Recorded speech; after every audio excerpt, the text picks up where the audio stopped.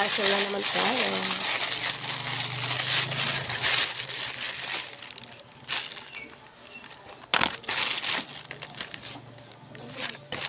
Dahil laging barado ang ilong ko.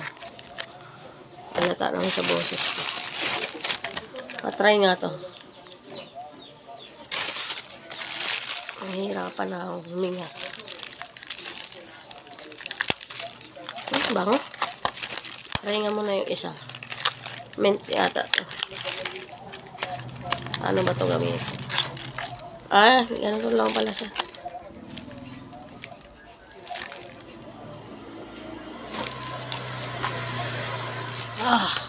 Tapang. Try ko nga yung isa. Ano naman to? Lemon. Try natin yung lemon. 50 pesos lang. Isa. Mura na, diba? Isa mix.